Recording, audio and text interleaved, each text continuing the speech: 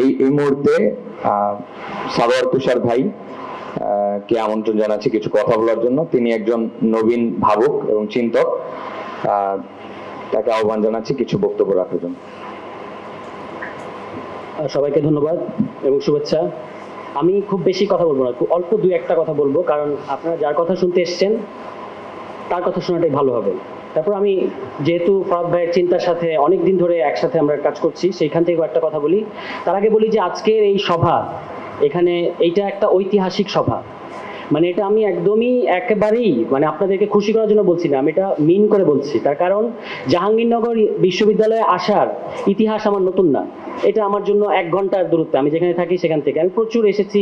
এর আগে এখানে যখন বোধিচিত্ত ছিল, বোধিচিত্ত আমার বন্ধুরা করেছে, এখানে সান, শাহিন, জাহিদ, এরা সব কিন্তু আমাদের বন্ধু বান্ধব। আমি যদিও এই বিশ্ববিদ্যালয়ের ছাত্র না, সুতরাং আমার আসা যাওয়া কিন্তু সবসময় ছিল। কিন্তু আজকে যখন আমি এখানে দাঁড়িয়ে আপনাদের সামনে কথা বলছি, এটা একটা ঐতিহাসিক সভা এই জন্য যে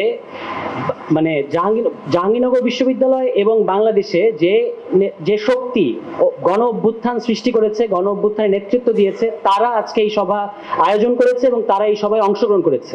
এই অর্থে এই সভা ঐতিহাসিক।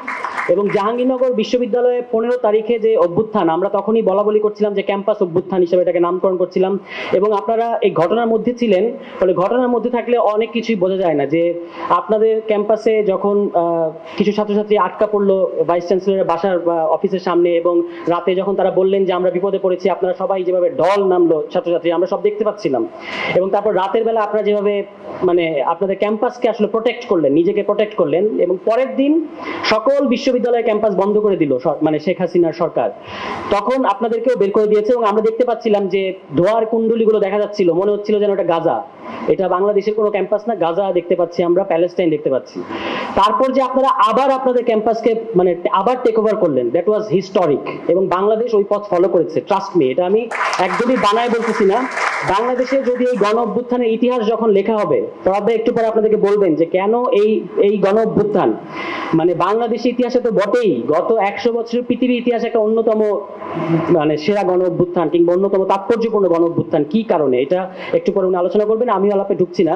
কিন্তু যখন এই গণ অভ্যুত্থানের আলোচনাটা বা ইতিহাসটা লেখা হবে, জাহাঙ্গীরনগর বিশ্ববিদ্যালয়কে এটার এখান থেকে গল্পটা শুরু হতে হবে, আসলে এছাড়া আসলে বোঝা যায় না।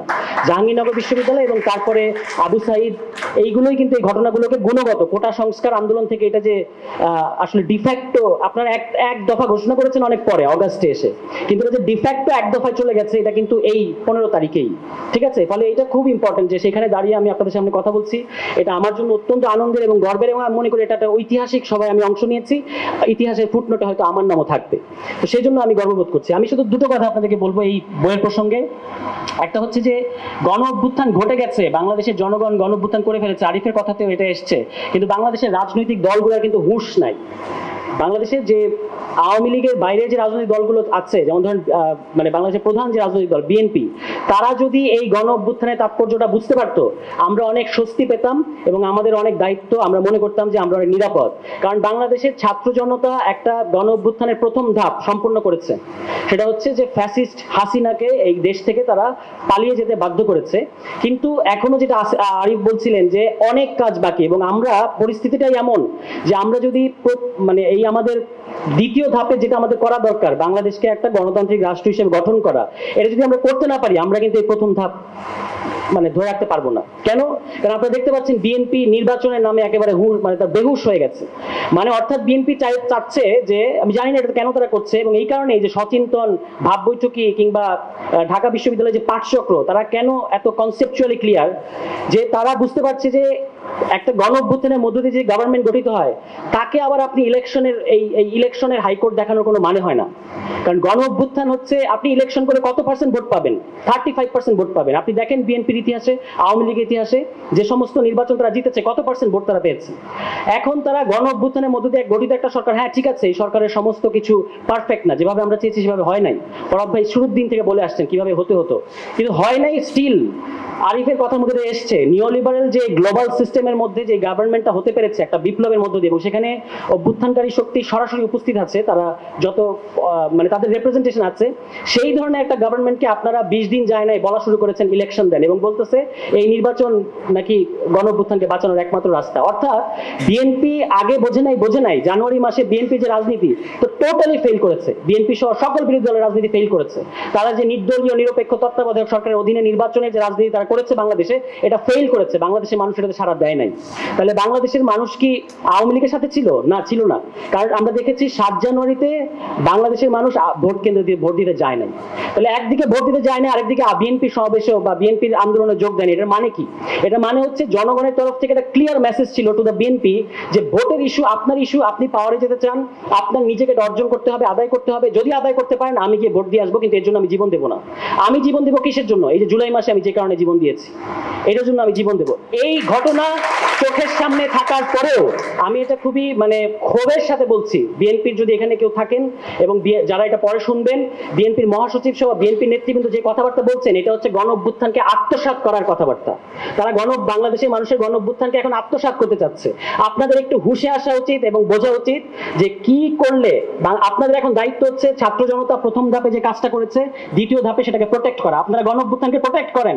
প্রোটেক্ট করার জন্য আপনাদের কর্মসূচি কি, আপনাদের রূপরেখা কি, সেটা বাংলাদেশের মানুষের সামনে হাজির করেন। তারপর আমরা বুঝবো যে আপনাদের দাবির পক্ষে দাঁড়াবো কি দাঁড়াবো না। কিন্তু এই গণঅভ্যুত্থানকে আপনারা হাইজ্যাক করতে আসবেন না। বাংলাদেশের মানুষেরা সহ্য করবে না। বাংলাদেশের মানুষ আওয়ামী লীগকে সহ্য করে নাই, আপনাদের তাফালিং কিন্তু সহ্য করবে না। এটা পরিষ্কার। বিএনপি এখন বাংলাদেশের জনগণের অধীনে থেকে তাকে রাজনীতি করতে হবে। বাংলাদেশের মানুষকে চোখ রাঙিয়ে লাভ নাই। এটা হলো প্রথম কথা। দ্বিতীয় কথা, গণঅভ্যুত্থান গঠন সম্পর্কে বললে আমি আমার কথা শেষ করি যে এই বইটা ফরহাদ ভাই যখন লিখেছেন 2022 সালে, এটা একটা প্রবন্ধ আকারে উনি একটা সেমিনারে পেশ করেছিলেন। তখন হচ্ছে আপনার এটা 44 পাতার একটা ছিল এবং পরে আমরা সিদ্ধান্ত নিলাম যে এটা বই করতে হবে। উনি এটা তাড়াহুড়ো করে আমরা তাকে লেখালাম। 23 সালের অগস্ট মাসে বইটা বের হয়েছে, গণঅভ্যুত্থান এবং গঠন। যখন সারা দেশে স্যাংশন উন্মাদনা চলছে যে মার্কিন যুক্তরাষ্ট্র স্যাংশন দেবে, আওয়ামী লীগ সরকার পড়ে যাবে এবং বিএনপি সরকার এন্টি আওয়ামী সেন্টিমেন্টের কারণে পাওয়ারে যাবে, বিএনপির কোনো কৃতিত্বের কারণে না। এই ছিল তাদের রোডম্যাপ। সেই সময় দাঁড়িয়ে একটা খুবই প্রতিকূল পরিস্থিতিতে ফরহাদ ভাই বলেছেন যে না, নির্বাচন না, ফ্যাসিস্ট রাষ্ট্রকে নির্বাচন করে সরানো যায় না, আপনাকে গণঅভ্যুত্থান করতে হবে এবং তারপর রাষ্ট্র গঠন করতে হবে। তখন তাকে বলা হয়েছে তিনি আওয়ামী লীগের পারপাস সার্ভ করছেন এবং যেহেতু আমরা তার সাথে কাজ করেছি আমাদেরকেও কিন্তু এই সমস্ত অপবাদ দেওয়া হয়েছে। কিন্তু খেয়াল করে দেখেন, আরিফ বললেন যে 5 অগস্ট 2023 সালে এই বইটার উনি ভূমিকা লিখেছেন। 1 বছরের মধ্যে বাংলাদেশে গণঅভ্যুত্থান ঘটেছে। তো এটা কোনো দৈবাৎ ঘটনা না, কারণ এটা শর্ত হাজির ছিল সমাজে। শেখ হাসিনা বাংলাদেশকে যেভাবে শাসন করেছেন, যেভাবে তিনি পিলখানা থেকে হত্যাকাণ্ড থেকে শুরু করে জুলাই ম্যাসাকার দিয়ে তার যে জার্নি 15 বছরের, এটা যেভাবে শেষ করলেন, এইটার শর্ত সমাজে হাজির ছিলই। কিন্তু কারা এটা নেতৃত্ব দেবে সেটা ভালো হতো যদি বাংলাদেশের রাজনৈতিক দলগুলোর নেতৃত্ব দিতে পারতো, কিন্তু তারা দিতে পারে নাই। বাংলাদেশের ছাত্র জনতা এটা নেতৃত্ব দিয়েছে এবং যেটা হওয়ার কথা, আমরা সবসময় একটা অভাব অনুভব করতাম যে জনগণের যে কর্তা সত্তা সেটাকে আমরা মিসিং দেখতে পাচ্ছি। এইটা এই গণঅভ্যুত্থানের মধ্য দিয়ে এখন অ্যাপিয়ার করেছে। আমাদের কাজ হচ্ছে আমাদের এই বিশ্ববিদ্যালয় পর্যায়ে, জাতীয় পর্যায়ে এই জনগণের যে শক্তি এটাকে ধরে রাখা।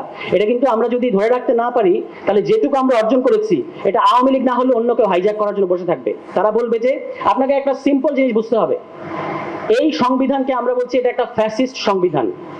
আপনারা এই সংবিধান পড়ে দেখেন কেন বলছি এটাকে ফ্যাসিস্ট সংবিধান।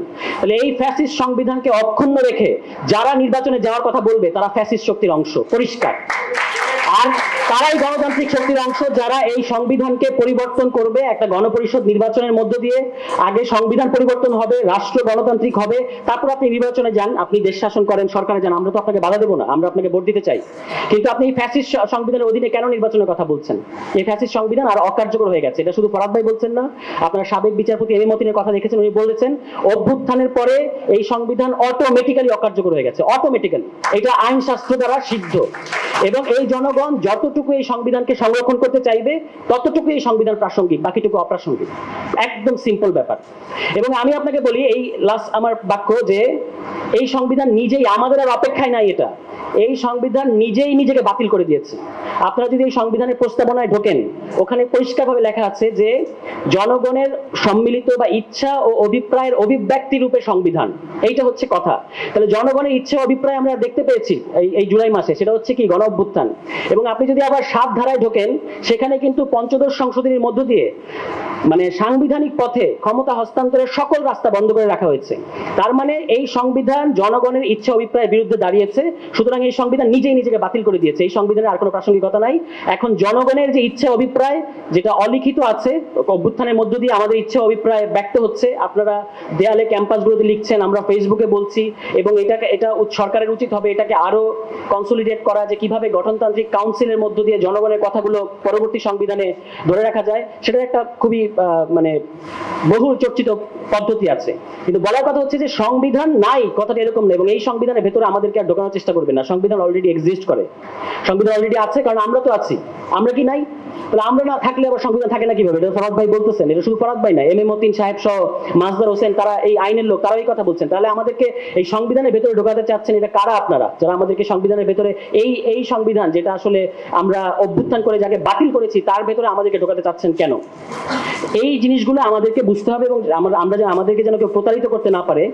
আমরা নির্বাচন অবশ্যই চাই, কিন্তু একটা গণতান্ত্রিক সংবিধানের অধীনে নির্বাচন চাই। কোনো ফ্যাসিস্ট সংবিধানের অধীনে নির্বাচন আমরা হতে দেব না, কারণ আমরা কোনো দলকে ক্ষমতায় নেওয়ার জন্য গণঅভ্যুত্থান করি নাই। আমরা দেখেছি যখন সবাই আমাদেরকে ফেল করেছে, তখন আমরা বাংলাদেশের মানুষেরা বুক চিতিয়ে লড়াই করেছি এবং ছাত্ররা তার নেতৃত্ব দিয়েছে, এবং বাংলাদেশে মানে যেটা একটা ইতিহাস সৃষ্টি করা অভ্যুত্থান ঘটেছে। সুতরাং এইটাকে আপনারা ভালো করে বোঝেন এবং আমল করেন। আমি এটা রাজনৈতিক দলগুলোর প্রতি আহ্বান জানাচ্ছি, এবং জনগণের অধীনে থেকে রাজনীতি করেন, জনগণকে চোখ রাঙাবেন না, এই রাজনীতি বাংলাদেশে টিকবে না। আপনাদের সবাইকে ধন্যবাদ।